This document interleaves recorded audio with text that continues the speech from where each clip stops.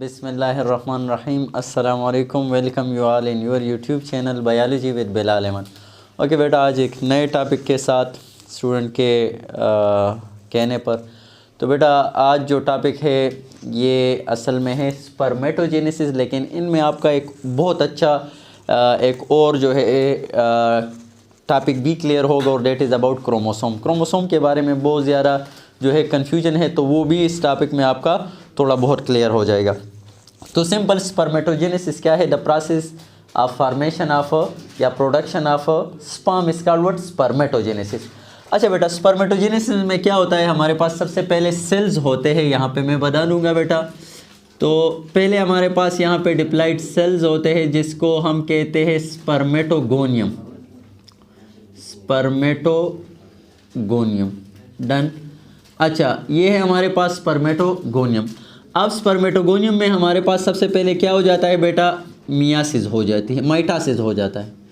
जब माइटासिस हो जाता है तो इनसे हमारे पास दो सेल्स बन जाते हैं, सही? दो। तो ये दो सेल्स आ गए हैं बेटा, ये भी 2n है और ये भी 2n है। और बेटा इनको एक को हम A सेल कहते हैं, दूसरे को हम B सेल कहते हैं।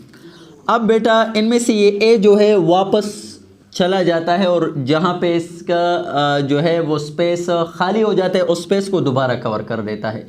ये A जो है वापस मूव करता है और जहाँ पे उस लेयर में टेस्टिस में हमारे पास जो जर्मिनल लेयर है वहाँ पे जो लेयर खाली हो जाता है उसको दोबारा कवर कर लेता है और ये जो है अपने आप को पेश कर लेता है फर्दर स्पर्मेटोजेनेसिस के लिए। तो बेटा इसी वजह से हम कहते हैं कि कोई आपसे कहे कि स्पर्मेटोजेनेसिस जो है वो कब स्टार्ट होता है, तो आप कहोगे एट प्यूबरिटी। ख़त्म कब होता है? ख़त्म नहीं होता, ये लाइफ टाइम होता है, सही है। लेकिन ओजेनेसिस कोई आपसे कहे कब स्टार्ट होता है? Before birth. ख़त्म कब तो होता है? तो बेटा मेनोपॉज जब आ जाता है, let suppose after 45 to 50 phase, तो वहाँ पे फिर ओजेनेसिस ख़त्म हो जाता है। तो बेटा जो मेल होते हैं वो तमाम उम्र जो है वो बच्चे पैदा कर सकता है, जबकि फ़ीमेल नहीं, क्योंकि उसमें एग्स वगैरह ख़त्म हो जाते हैं। तो ये किसकी वजह से? यहाँ पे इसमें मैकेनिज़्म मौजूद है जो कि क्या करता है? रिटेन करता है वहाँ पे उस डिफिशेंसी को। अच्छा, ये जो बी आ गया तो बेटा चलो मैं आपको यहाँ पे जो है क्रोमोसोम इस तरह ये हमारे पास लेट्स सपोज 46 क्रोमोसोम है, उसमें से एक पेयर मैंने बना दिया, सही है। तो ये 2n है, ये क्या है बेटा? 2n है। अच्छा बेटा, अब ये 2n सेल जो है यहाँ पे हमारे पास आ गया है, सही। अब जो ये 2n सेल, तो सिर्फ मैं इस b को अभी बना दूंगा, बाकी जो है फर्दर यहाँ पे तो a और b का किस्सा आपको क्लियर हो गया। तो चलो सबसे पहले मैं b को यहाँ पे बना देता हूँ। तो b जो हमारे पास यहाँ पे सेल है, तो इसमें कितने क्रोमोसोम है? 2 क्रोमोसोम है ऐसे, सही है, ये बी सेल। अच्छा, अब इसमें क्या होगा? मियासिस स्टार्ट होगा, लेकिन मियासिस स्टार्ट होने से पहले इसमें क्या होगा? एक फेज इंटरफेज होगा, सही। इंटरफेज में यहाँ पे क्या होता है बेटा? ये जो हमारे पास सेल है, सही, तो इसमें हमारे पास इंटरफेज होगा और इंटरफेज में हमारे पास जो होता है वो क्या होता है बेटा? जो DNA रिप्लिकेशन होती है, DNA डबल हो जाती है, सही।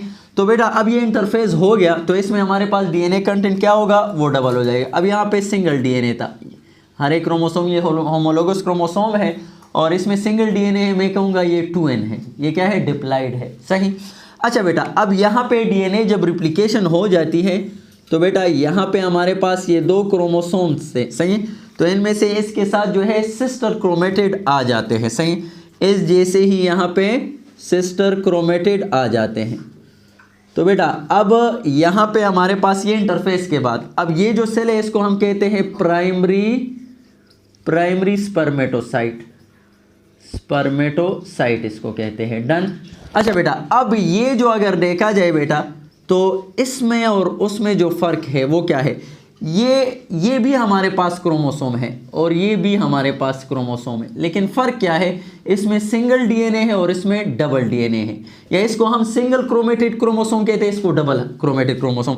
तो कोई आपसे कहे कि ये क्या है, तो आप कहोगे ये भी 2n है, स्मॉल n, सही है। लेकिन इसको हम प्राइमरी स्पर्मेटोसाइट, ये 2n है, लेकिन इसमें DNA क्या है? वो डबल है। तो DNA के लिए हम क्या इस्तेमाल करते हैं? कैपिटल N इस्तेमाल करेंगे। तो अगर यहाँ पे देखिए ये है 2n और बेटा इसमें DNA की भी एक ही DNA की 2 कापियाँ मौजूद है, क्योंकि ये होमोलोगस क्रोमोसोम है तो इसीलिए उसके 2 कापियाँ मौजूद होगी।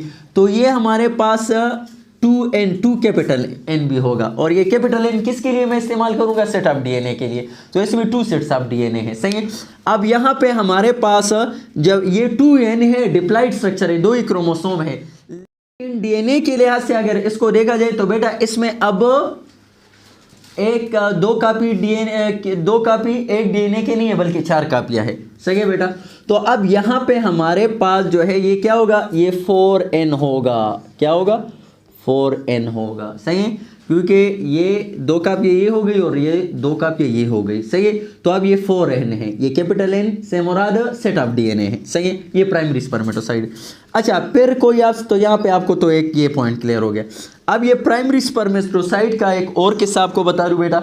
तो अब यहाँ से मियासिस स्टार्ट हो जाता है। तो अब कोई आपसे कहे मियासिस 1 कहाँ पे होता है, तो आप कहोगे मियासिस 1 हमारे पास प्राइमरी स्पर्मेटोसाइट से में होता है। तो अक्सर एमसीक्यूज आ जाता है कि मियासिस 1 कहाँ पे होता है, तो बेटा प्राइमरी। अगर प्राइमरी आ गया इट्स मीन यहाँ पे आपने ज़हन में रखना है कि प्राइमरी 1, तो इट्स मीन यहाँ पे जो है वो क्या होगा? प्राइमरी स्पर्मेटोसाइट में मियासिस 1 होगा। तो यहाँ पे मियासिस 1 स्टार्ट हो जाता है। अच्छा, अब जब मियासिस 1 स्टार्ट होता है तो यहाँ पे हमारे पास 2 सेल्स आ जाएंगे, और 2 सेल जो आएंगे तो बेटा myiasis 1 is called reductional division. इसको हम क्या कहते हैं? रिडक्शनल डिवीजन कहते हैं। तो यहाँ पे नंबर ऑफ क्रोमोसोम क्या हो जाएंगे? हाफ हो जाएंगे। तो बेटा आधा क्रोमोसोम जो है वो यहाँ पे आ जाएगा, और आधा क्रोमोसोम जो है एक क्रोमोसोम यहाँ पे आ जाएगा, हाफ क्रोमोसोम, और हाफ क्रोमोसोम यहाँ पे आ गए। तो बेटा ये पूरा एक क्रोमोसोम यहाँ पे इसमें आ गया और पूरा एक क्रोमोसोम यहाँ पे इसमें आ गया। तो अब ये जो सेल्स हमारे पास बने इसको हम कहते हैं सेकेंडरी स्पर्मेटोसाइट। सेकेंडरी स्पर्मेटोसाइट्स इसको कहते हैं। डन।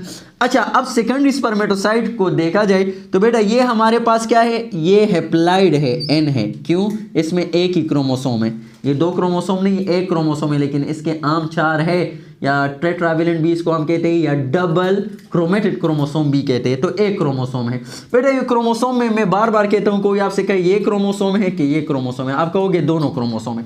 क्रोमोसोम सिर्फ एक बॉडी है, सही है, जिसमें हमारे पास पहचानोगे आप किसको? तो बेटा इसको आप सिंगल इस सेंट्रोमियर से पहचानोगे। एक सेंट्रोमियर जिसमें होगा बेटा वो कंप्लीटली क्या होगा? 1 क्रोमोसोम। तो इसमें भी एक सेंट्रोमियर और एक सेंट्रोमियर। हाँ, आम की वजह से ही लेट सपोज मैं इंसान हूँ तो बेटा 2 मेरे हाथ है और 2 जो है पाँव हैं, मैं भी इंसान हूँ। अब ऐसा भी तो ये फुल एक क्रोमोसोम हो गया लेट सपोज। अब एक ऐसा शख्स जिसका जो है लेट सपोज एक हाथ नहीं होता, सिर्फ एक हाथ और 2 पाँव होते, वो इंसान नहीं होता? वो भी तो इंसान होता है, लेकिन उस के साथ एक पाँव नहीं होता, या एक हाथ नहीं होता, या दोनों हाथ नहीं होते, या दोनों पाँव नहीं होते। तो बेटा इसी तरह ये भी क्रोमोसोम है, ये भी, लेकिन इसके 2 आर्म है और इसके कितने आर्म है बेटा? 4 आर्म है। इसमें सिंगल डीएनए है, इसमें डबल डीएनए है। क्लियर है? दोनों क्रोमोसोम ही। क्रोमोसोम क्या है? स्ट्रक्चर है। किसका बेटा? Condense form of chromatin material का, सही। अच्छा बेटा, तो अब ये जो हमारे पास है ये क्या है? Secondary spermatocyte. और ये क्या है बेटा? हैप्लॉइड है, लेकिन डीएनए के लिहाज से ये हमारे पास क्या है? तो अगर आ जाए सेकेंडरी स्पर्मेटोसाइट इज डैश, तो आपने याद रखना है ये डीएनए के लिहाज से कैपिटल 2n है, क्योंकि इसमें एक डीएनए के 2 कापियां मौजूद है। और बेटा इसको हम क्या कहते हैं? ये लेट सपोज अलग अलग क्रोमोसोम है, तो बेटा ये हम क्या कहते हैं? इसको हम होमोलोगस क्रोमोसोम कहते हैं। और अब ये जब डीएनए रिप्लिकेशन के दौरान अपनी एक कापी बनाए और ये भी अपनी एक कापी बनाए, तो अब ये दोनों हमारे पास ये सिस्टर क्रोमेटिड कहलाते हैं। और ये पूरा इन दोनों को हम क्या कहते हैं? होमोलोगस क्रोमोसोम कहते हैं। ये दोनों क्या है? होमोलोगस क्रोमोसोम है। और ये दोनों क्या है बेटा? ये सिस्टर क्रोमेटिड है। तो आपको ये भी पता लग गया कि सिस्टर क्रोमेटिड और होमोलोगस क्रोमोसोम में फर्क क्या है। ये सिस्टर क्रोमेटिड एक ही सेंट्रोमियर के साथ जब अटैच होंगे 2 क्रोमेटिड, तो उसको हम क्या कहेंगे? सिस्टर क्रोमेटिड कहेंगे। और वो क्रोमोसोम जो कि स्ट्रक्चरली सेम हो और उस पर जीन भी सेम हो, तो उसको हम क्या कहेंगे? होमोलोगस क्रोमोसोम कहेंगे। डन। अच्छा बेटा, तो ये आपको जो है क्रोमेटिड और होमोलोगस क्रोमोसोम का भी फर्क पता लग गया। अब अगर आज spermatocyte is dash small n 2n या कैपिटल 2n, तो क्या होगा बेटा? ये कैपिटल 2n होगा, 2 कैपिटल n होगा। समझ आ रही है? अच्छा बेटा, अब सेकेंडरी स्पर्मेटोसाइट यहाँ पे मैं उठा लेता हूँ, बस इसमें से एक उठा लेता हूँ। ये हमारे पास है सेकेंडरी स्पर्मेटोसाइट, जिनमें हमारे पास क्या है बेटा? यहाँ पे ये एक क्रोमोसोम है, इसमें अब क्या होगा, मियासिस 2 होगा। तो किस तरह आपको पता लगेगा, सेकेंडरी, तो सेकेंडरी से आपने याद रखना है कि यहाँ पे क्या होगा, 2, मियासिस 2 होगा। तो जब इसमें मियासिस 2 हो जाता है, इसमें भी हमारे पास 2 सेल्स आ जाते हैं, और जब 2 सेल्स आ जाते हैं तो बेटा अब यहाँ पे ये क्या होगा, मियासिस 2 हमारे पास क्या है, मियासिस 2 जो है वो हमारे पास किसकी तरह है, वो बिल्कुल हमारे पास माइटोसिस की तरह है, उसमें नंबर ऑफ क्रोमोसोम जो है वो कांस्टेंट रहता है। तो अब सेकेंडरी स्पर्मेटोसाइट ये क्या था, हमारे पास हैप्लाइड था। अब ये भी जब आएंगे, ये भी क्या आएंगे, हैप्लाइड आएंगे। कैसे, तो बेटा ये जो है हमारे पास ऐसे हो जाएंगे, तो यहाँ पे हमारे पास एक क्रोमोसोम यहाँ पे आ जाएगा, एक क्रोमोसोम यहाँ पे आ जाएगा, ये सेपरेट हो जाएंगे, सही है। तो अब ये जो है हमारे पास अलग अलग क्रोमोसोम अब कहलाते हैं, सही है। वहाँ पे एक साथ थे तो एक क्रोमोसोम, एक सेंट्रोमियर, अब यहाँ पे अलग अलग एक सेल में आ गए तो ये अलग क्रोमोसोम और वो अलग क्रोमोसोम। तो अब यहाँ पे भी एक क्रोमोसोम यहाँ पे, और इसके पेरेंट में भी क्या था, एक क्रोमोसोम था, तो इसी वजह से ये क्या है बेटा, हैप्लाइड है। अब ये जो हमारे पास स्ट्रक्चर बना है इसको हम क्या कहते हैं, स्पर्मेटेड कहेंगे, सही है। और ये स्पर्मेटेड अभी यहाँ पे हमारे पास क्या नहीं है, फ्लैजेला नहीं है। तो बेटा अब क्या होगा बेटा, अब यहाँ से एक और प्रोसेस होगा और इसमें हमारे पास मोटाइल स्पर्म बनेगा, और बेटा वो प्रोसेस जिसमें हमारे पास स्पर्मेटेड से मोटाइल स्पर्म बनता है उसको हम कहते हैं स्पर्मियोजेनेसिस, स्पर्मियोजेनेसिस। तो याद रखना, एक है स्पर्मेटोजेनेसिस, एक है स्पर्मियोजेनेसिस, फर्क क्या है, तो बेटा स्पर्मेटोजेनेसिस इस सारे प्रोसेस को कहते हैं, और स्पर्मियोजेनेसिस स्पर्मेटोजेनेसिस में वो सब प्रोसेस है जिसमें हमारे पास non motile spermatid motile sperm में चेंज होता है, उस प्रोसेस को हम क्या कहते हैं, स्पर्मियोजेनेसिस कहते हैं। तो this is a short overview of what spermatogenesis and also concept about the chromosome, homologous chromosome, sister chromatid. Thank you so much.